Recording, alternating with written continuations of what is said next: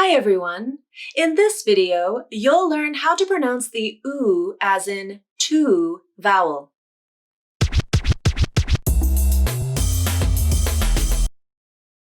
The oo vowel is in the words to, coupon, and shampoo. Oo. This vowel is somewhat common in other languages, so it may be in your native language. But there are a few things that make the oo vowel different in American English. Let's first talk about how to make the oo vowel.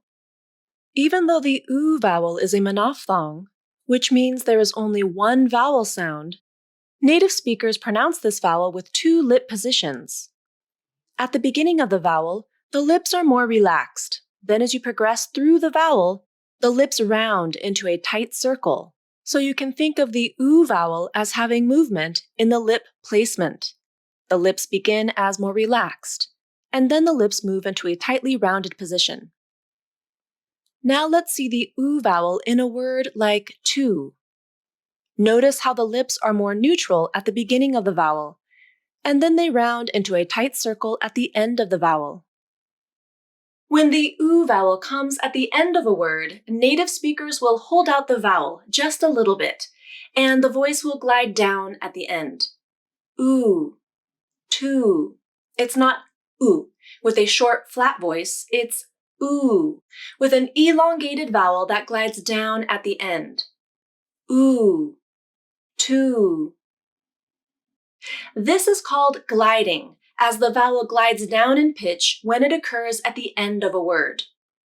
This might be different than how the oo vowel is pronounced in your native language. For example, in Spanish, the word tú is said with a shorter oo vowel, tú. But in English, the word to has a longer oo vowel that glides down in pitch at the end. To. When the oo vowel is in a stressed syllable, the pitch of the voice can glide up and then down. Oo, to. But when oo is in an unstressed syllable, the pitch of the voice may be flatter, and the vowel may be said faster and at a lower pitch. Oo. The oo vowel is unstressed in a word like duet. On the left is the stressed oo vowel in the word to, and on the right is the unstressed oo vowel in the word duet. Notice how the lip position is identical. Both vowels are made with tightly rounded lips. But the unstressed vowel may still sound different from the stressed vowel, because the unstressed vowel will be said at a lower pitch and volume, and may also be said faster than the stressed vowel. Stressed oo, to, oo. Unstressed oo, duet, oo.